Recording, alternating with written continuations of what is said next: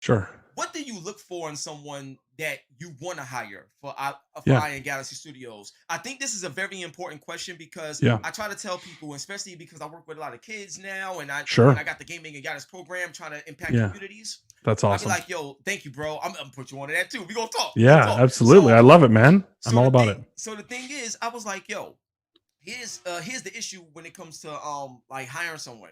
I'm like, let's say you great at this, you great at that, but we go look at your Instagram or we look at what you're doing on social and you spreading a whole bunch of like hate for Negativity. no reason. It's like you're great, but Yeah. who you are, I Right. value that. So I have this thing where I Yeah. say character is your currency. So like Nice. who you are is the real value, and your Yeah. talent and everything else will take you even further. So Yeah. what's your process like when you like looking to really hire someone to be a part of the team? Yeah, that's fantastic. I mean, we have a very unique culture in this industry because we don't crunch. Our Mm. motto is give us your best 40 each week. Oh, That's it. yo, bro, are you serious? Yo, Yeah. oh my god, yo, And if the 40 is like if it's odd times because you got kids, you got to take care of them and stuff like that. It's just like as long as you're putting in your best 40, that's all we ask for.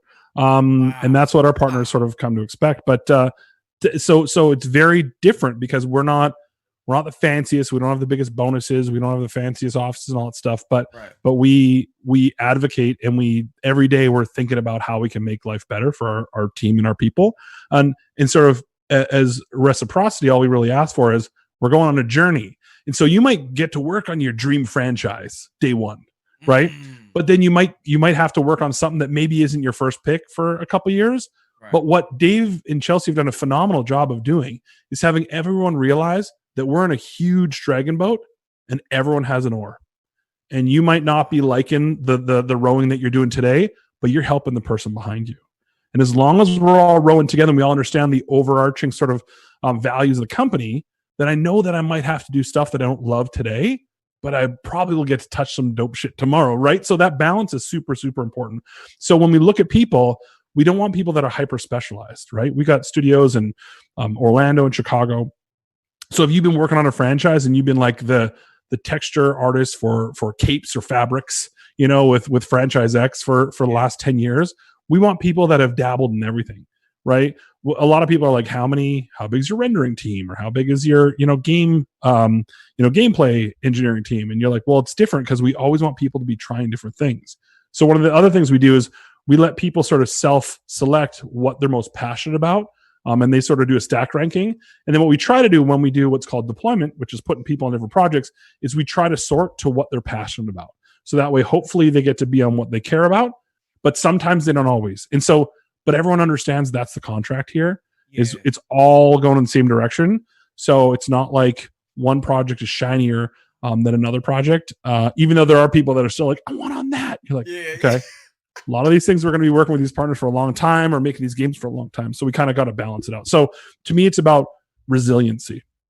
It's about, you're absolutely right. I think the thing you touched on about character is currency. Um, I love hustle. I love creativity. I love entrepreneurship. I love people that think outside the box. I personally do an orientation meeting with every new employee the first week or two. And Wow, I do the company presentation and I talk about our values. And I purposely are like, I open up questions and I mandate everyone has to ask me at least one question because I don't want any spring chickens just sitting there like, I don't yeah, like, we got some time, let's talk. And the other thing I do is we Dave, Chelsea, and I all hold what we call open office hours. So anyone in the company can sign up to come chat with us and we could talk about anything. And so I love when people sign up for that stuff because to me, they're like, yo, I have an opportunity because I was given those opportunities when I was young in the industry. I'll never forget my GM of EA Canada. I was 20 years old, and he tapped me on the shoulder one day, and he was the GM of the studio of EA Canada. And he said, hey, I want to know more about QA. Come up to my office. And me and this other guy, Steve, put together a presentation for him. We had the greatest chat for an hour. He's like, hey, why don't we do this every few months? And I was like, how was I chosen? And then he started flipping me Vancouver Grizzlies tickets. He's like, yo, EA has like front row tickets. And so we got to see Big Country sink those sink those wow, free big throws. country, Yeah. wow, that's Yeah. crazy. So he believed in us and he was able to outreach. So the way that I think about that now is how do we pay that forward? How do we ensure that people that are young and coming up and trying new things, that we're giving them the same time that I got. Not everyone gets that. Very few people get that. So how can we replicate that? And even in COVID, it's even more challenging and difficult. But I've been hosting lunches, just one-on-one socially distanced lunches with a bunch of our team members in our backyard, just to sort of talk about stuff for a couple hours and see how they're doing, because mental health is such an important issue right now, making sure people feel balanced. And we also do sort of sessions with team members and give them numbers of different, the benefits provides, like therapy numbers and stuff like that for people to reach out to, because we're all going through shit. It's really hard.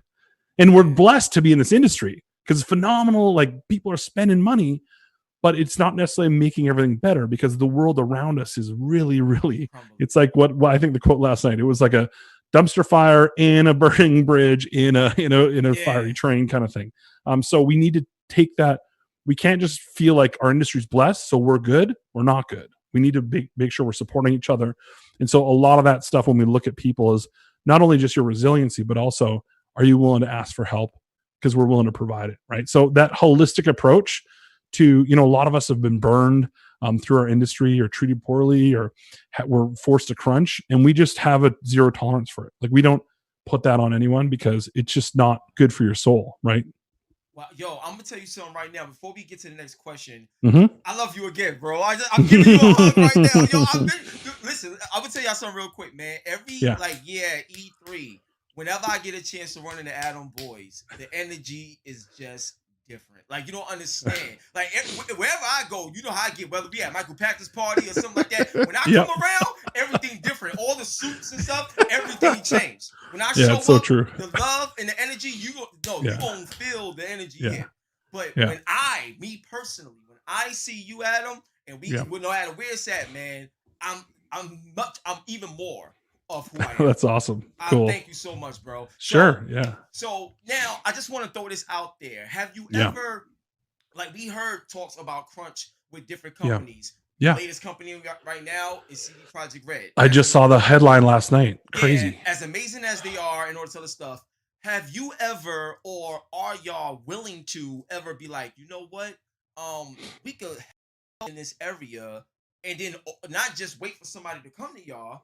But have y'all ever reached out and be like, yo, y'all don't have to go to that. We got a great team. They love what you're doing. Like, can we help in any way? You know what I mean? Have you ever done that or attempted that before? No, that's a great question.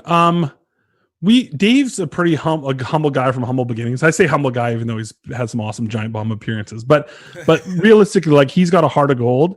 And so the way we kind of look at it, it's kind of like when we're working with a partner, and maybe there's something that happens in the news about that partner, right? Our job is to shield our people from and try to make them have an awesome, comfortable workplace as much as we can. The thing that we have been doing a lot more, and I don't know if you guys have seen it, but maybe I could send you some links to tweet out, that Chelsea Blasko, our CEO, has been doing a lot of interviews talking about work-life balance and the sort of counter crunch philosophy. Dude, I think the challenge is that it's built into the culture at every level of the company. So I can say, and here's the thing why I know a lot about this, and Dave and Chelsea too, is we were part of the problem. Like, I was a lead, and I was a prick to my team if they were like, one guy's like, oh, I got it, my girlfriend says I have to go. I'm like, what are you, a part-timer? Come on. Like, we're here, dude. Why are you leaving so early? Like, so it's not about the bosses mandating it. I mean, that is, I love to CD Projekt. I can't wait for that game. But mandating crunch, because what you're doing is it means that you're behind. And the thing is, it means that some people that signed off to deliver things in a certain time frame are behind on those deliverables. Right. But guess what? There's a bunch of people that have been busting their ass and have never asked for anything more. So what you do when you mandate crunch is you're punishing your best performers, because they're going to see that email and they're going to feel like, I'm not doing enough. I've been here. You never asked me to do 7 days a week, but I've been doing it. And now I have to. Like, I was doing it out of the love of the game.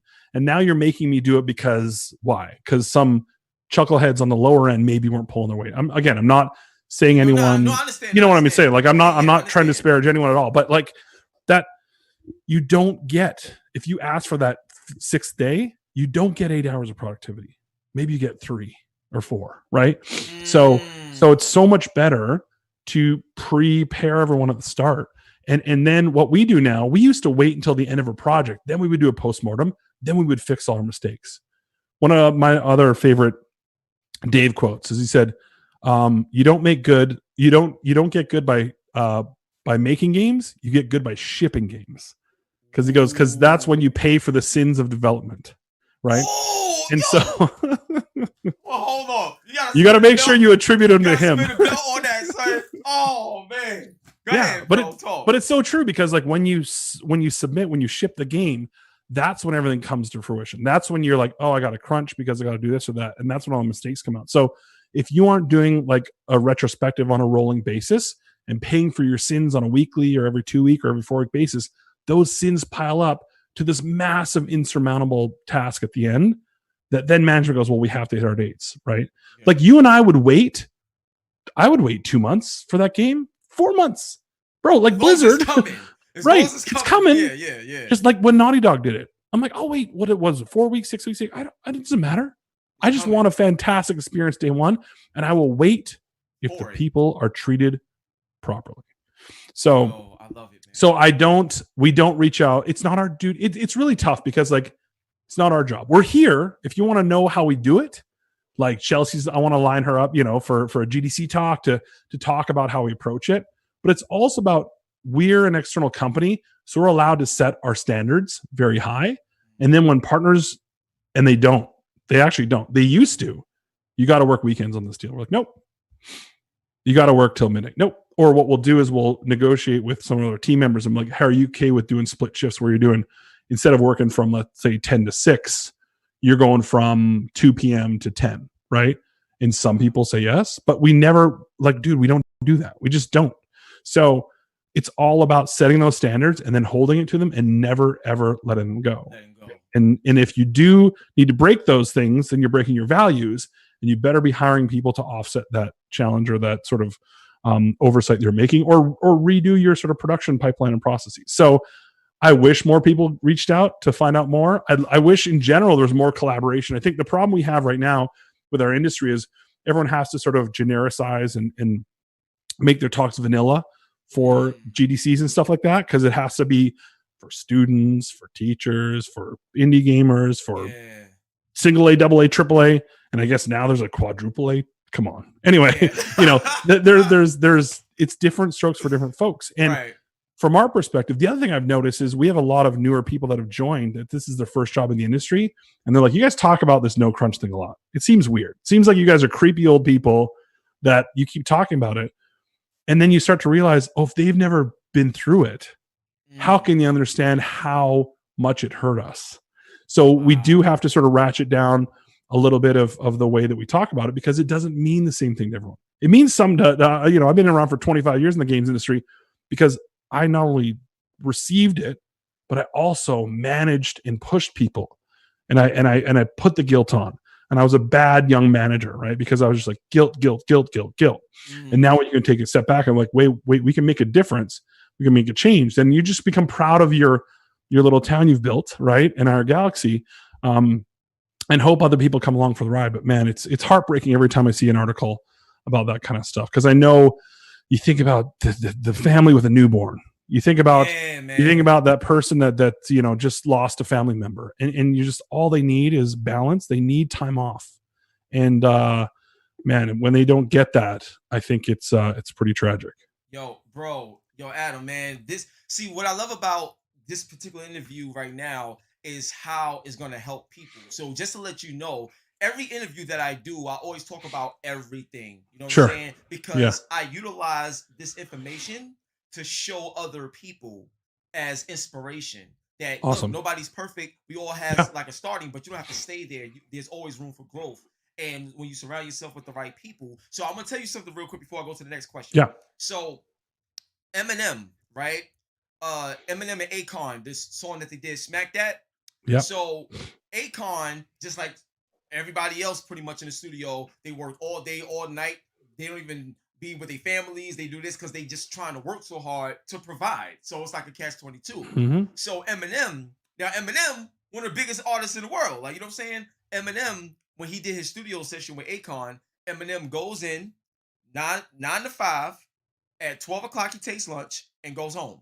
And then Akon was like, what? Like, he never seen an artist, especially an artist of that caliber, work like a regular 9 to 5 job. He treats it like a 9 to 5 job. Yeah. And then Akon asked him out, like, yo, what's up? Like, because, we could be in the studio all night and blah, blah, blah. And he was like, nah, I don't allow my job to rule me. I love what I do. I'm passionate about it. You see where I'm at, but I don't allow it to rule me. I do my job. I come home.